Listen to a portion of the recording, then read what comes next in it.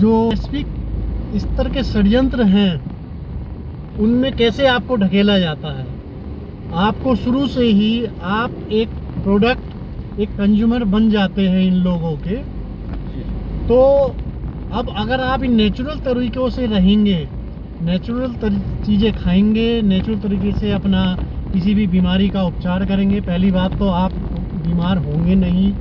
बीमार आपको बनाया जाता है ताकि आप इनके कंज्यूमर बन सकें, फिर वहीं से इनका प्रोपेगेंडा चलते चले जाता है। आपको क्या क्या इस्तेमाल करना है, कैसे करना है, लोगों का माइंड वॉश किया जाता है।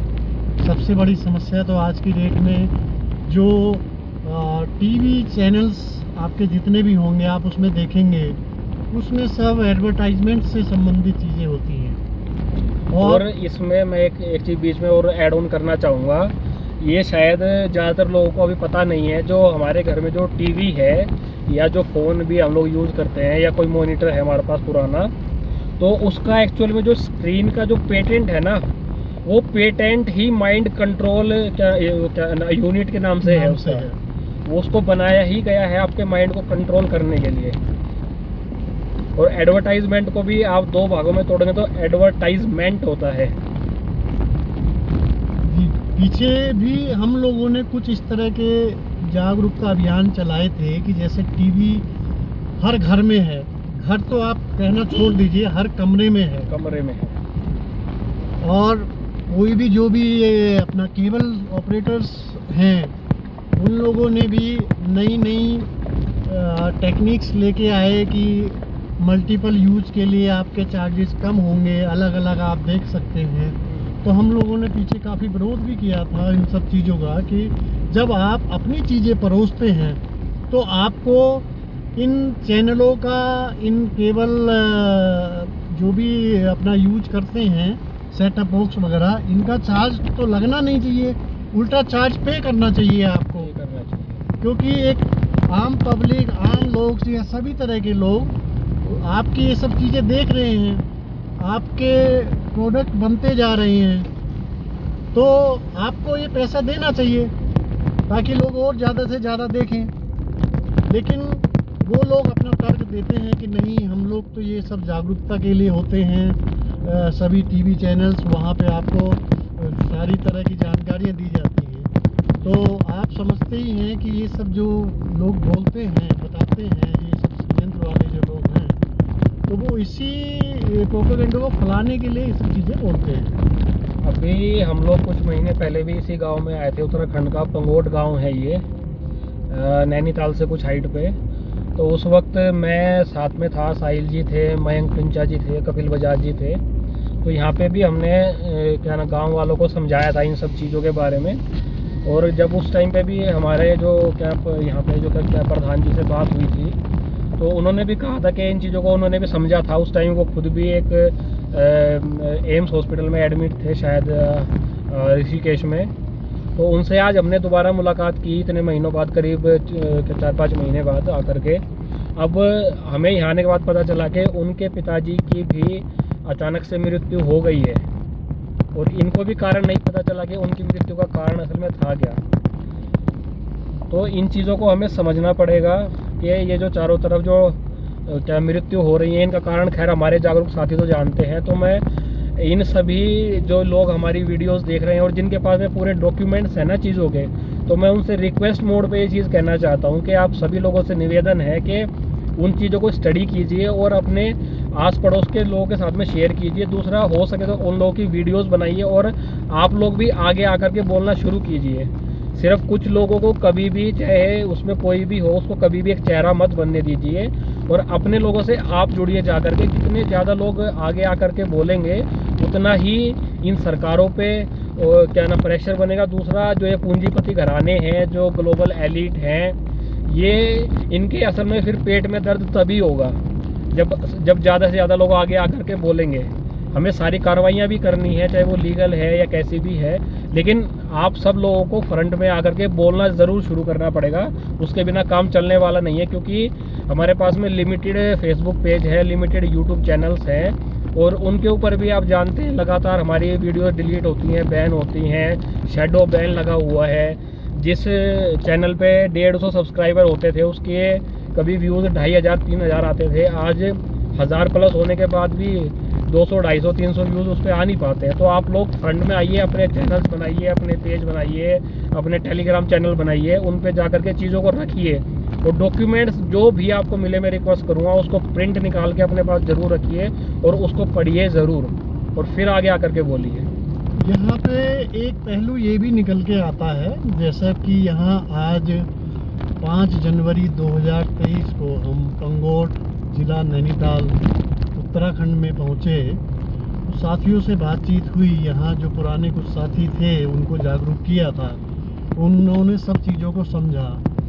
तो यहाँ पे कुल मिला के ये चीज़ें कुछ समझ आती हैं, जो कुछ एक सरकारी नुमाइंदे हैं वो किसी भी पदों पे हैं, जो आगे नहीं आना चाह रहे हैं, वो बोल रहे हैं कि हमारे साथ समस्याएं हो जाएंगी, हम फ्रंट में आके नहीं बोल सकते हैं। वैसे तो हम चीज़ों को समझ रहे हैं। तो यहाँ पे ये समझने की बात आती है कि आप लोग सबसे पहले तो चीज़ों को समझें।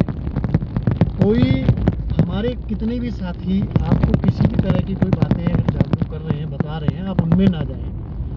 आप हमसे डॉक्यूमेंट्स लें और खुद भी सर्च करें, डीपली जाएं, चीज़ों को समझें। उसके बाद आप बोलना शुरू करें, अपना विरोध कम से कम छोटे लेवल से दर्ज करना शुरू करें।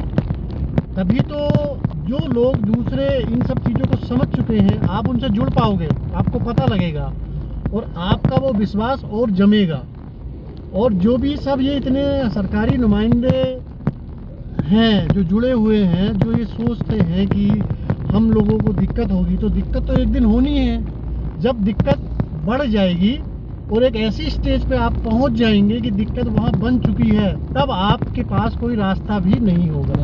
रास्ते बंद हो चुके होंगे, तब आप करोगे। तो बेटर है आप पहले ही समझ के इन चीज़ों में थोड़ा थोड़ा इन्वॉल्व होइए, दूसरे साथियों को भी अपने साथ लीजिए, तभी आप इन सब समस्याओं से निकल सकते हैं। अदरवाइज तो आप फंसे रह जाएंगे और एक ऐसा मोड़ आ जाएगा जहाँ पे आप हाथ खड़े कर देंगे, अब कुछ नहीं हो सकता है। और दूसरी एक चीज़ अभी जो है, अभी पीछे जो इन्होंने अभी शायद मेरे ख्याल में इन्होंने चौथी लहर का जो ड्रामा अभी शुरू करना चाहा था, उनमें आप सभी लोगों ने बड़ा एक्टिवली अच्छे से काम किया। लगातार चीज़ें जगह जगह शेयर हुई, बातें पहुंचाई गई, डॉक्यूमेंट दोबारा से शेयर होने शुरू हुए, पिछली वीडियोस लोगों ने शेयर करी।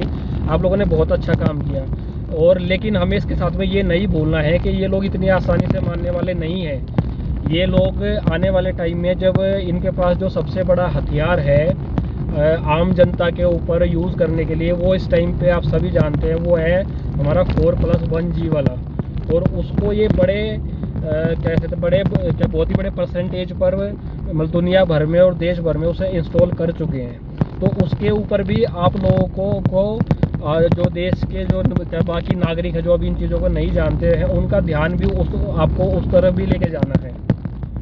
और इसके साथ में आपने इन्होंने केजरीवाल हो, चाहे नरेंद्र मोदी हो, चाहे कोई भी हो, जिसने भी अब की बार ये चीज़ शुरू करनी चाहिए थी, वो चीज़ अब की बार शुरू नहीं हो पाई है। तो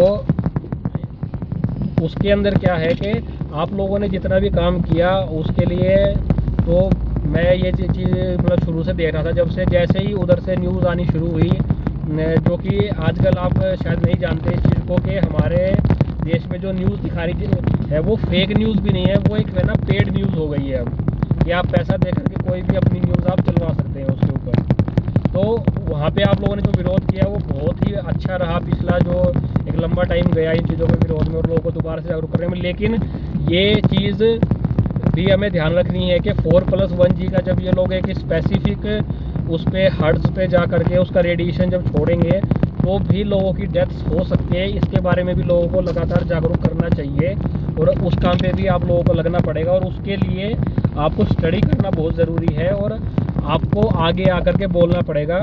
और आज नहीं तो कल, जैसे हम अभी अफसरों के लिए हमारे नरेंद्र भाई ने बात बताई कि उनको आज नहीं तो कल आकर के बोलना पड़ेगा, वैसे ही आप लोगों के लिए है। बहुत लंबे समय तक ये चीज़ें हमारी नहीं चलने दी जाएंगी, चाहे वो वीडियोस हो या और कोई शेयरिंग हम लोग कर रहे हैं। तो आप लोगों से यही निवेदन है दोबारा से कि जो भी डॉक्यूमेंट है उन्हें अब सॉफ्ट कॉपी से निकाल के उनकी हार्ड कॉपी बनाइए, उनको पढ़िए, जो बुक्स मिल रही हैं उसको पढ़िए। जो चीज़ आप शेयर कर सकते हैं, सिर्फ ये 2 टॉपिक्स की मैं नहीं कह रहा हूँ जो चल रहे हैं पिछले 3 साल से, इसके अलावा जो जितना भी एजेंडा 2030 को आप लोग समझते हैं, टोटलिटेरियन को आप लोग समझते हैं, टायरानी को आप लोग समझते हैं, इंग्लिश लैंग्वेज की अगर कोई आपके पास में बुक है जिसमें सारे के सारे शब्दों को डिकोड करके समझाया हुआ है। और सबसे बड़ी एक बात है जहाँ से इन्होंने सालों पहले झूठ बोलना शुरू किया था, वो है अर्थ की शेप के ऊपर। आज भी हमने यही चीज़ नोटिस करी यहाँ पर, जहाँ पे हम लोग पंगोट में रुके हुए थे, कि जब हम 4 महीने पहले यहाँ पे गर्मियों के टाइम पे आए थे, तो यहाँ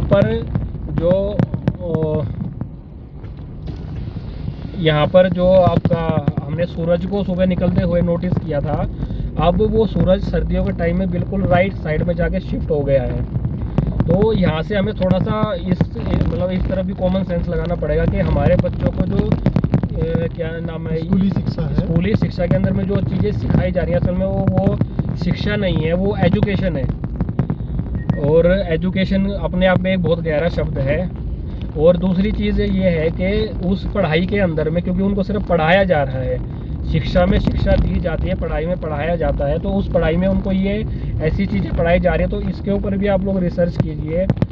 टेलीग्राम चैनल्स पे भी हम लोगों ने कुछ चीज़ें इसके बारे में कुछ प्रूफ्स और डॉक्यूमेंट्स शेयर किए हैं कई बार, अभी दोबारा भी मैं उनको शेयर करूँगा लोगों के साथ में। तो ऐसी चीज़ों पे भी आप लोग ध्यान दीजिए, इनसे रिलेटेड बातें भी आप लोग करना शुरू कीजिए लोगों से, कि ये एक्चुअल में जो हमें चीज़ें पढ़ाई जा रही हैं वो असल में होती भी हैं या नहीं होती हैं।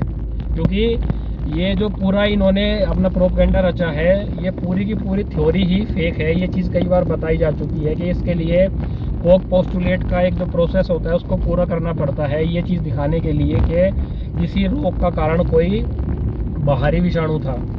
तो इन चीज़ों पे भी आप लोग ध्यान दीजिए। और दोबारा से निवेदन करूँगा वीडियो को ख़त्म करने से पहले कि आप लोग क्या बाहर निकलिए और है ना बोलना शुरू कीजिए, लोगों से मिलिए, अड़ोस पड़ोस के लोगों के साथ में डॉक्यूमेंट लेकर के बात कीजिए, शेयर कीजिए।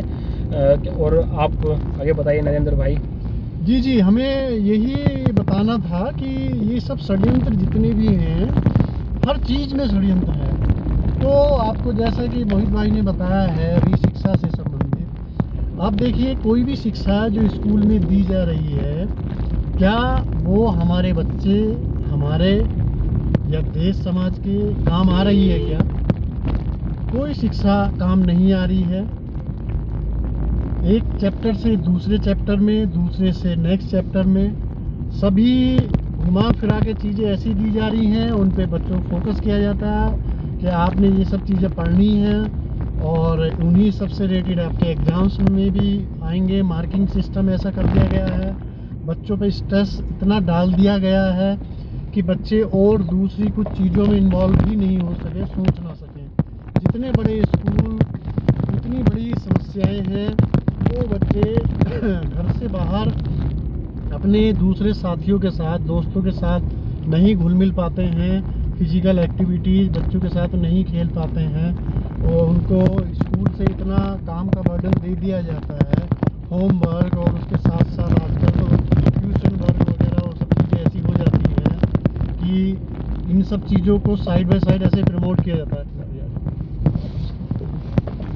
तो ये समझने की बात ये है कि एक बच्चा जब स्कूल में इतने घंटे अगर नहीं पढ़ पा रहा है, तो वो ट्यूशन में 1 घंटे में, 2 घंटे में कैसे उन सब चीज़ों को समझ सकता है। और वही सब चीज़ें रिपीट की जाती हैं। जो सब्जेक्ट हमारे पास होने चाहिए, बच्चों को समझने के लिए होनी चाहिए, वो सब्जेक्ट नहीं स्कूल में पढ़ाए जा रहे हैं। तो फिर ये शिक्षा किस लिए है? और इसमें सबसे बड़ी चीज़ है, मैंने जो नोटिस किया कि स्कूल एजुकेशन के अंदर भी लगातार आपको ओबीडियंट बनाया जा रहा है।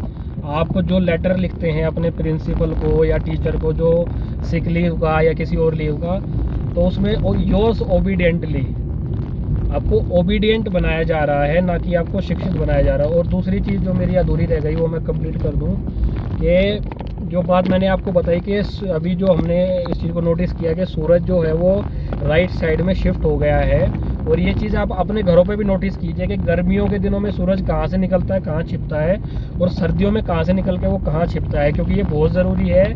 और अगर वो एक जगह स्टेबल है और हम गाड़ी लेफ्ट में चलाओ। और हम लोग अगर क्या नाम है हम लोग मतलब जो पृथ्वी है वो घूम रही है और सूरज एक जगह पर है, तो वो अपनी जगह जब उगता हुआ हम उसको देख रहे हैं पूरे साल, तो वो अपनी जगह कैसे बदल सकता है। तो इन चीज़ों पे भी, छोटी छोटी चीज़ों पे ध्यान देना बहुत ज़रूरी है कि हमारे बच्चों को जो शिक्षा दी जा रही है वो रियल में रियल है या नहीं है, या वो एक तरीके से फैब्रिकेटेड एजुकेशन ना हो कहीं पर, कि उसको किसी ने अपने उद्देश्य पूर्ति के लिए बनाया हो। थोड़ा सा भी डीपली आप जाएंगे, थोड़ा भी अगर समझने की कोशिश करेंगे तो आप समझ जाएंगे। अगर आप इन षड्यंत्रकारियों के षड्यंत्र में फंस चुके हैं, नहीं निकलना चाहते, वो अलग बात है। नहीं तो आप किसी भी विषय को उठाइए और थोड़ा सा डीपली जाइए, आपको कुछ समझ आता चला जाएगा। धन्यवाद।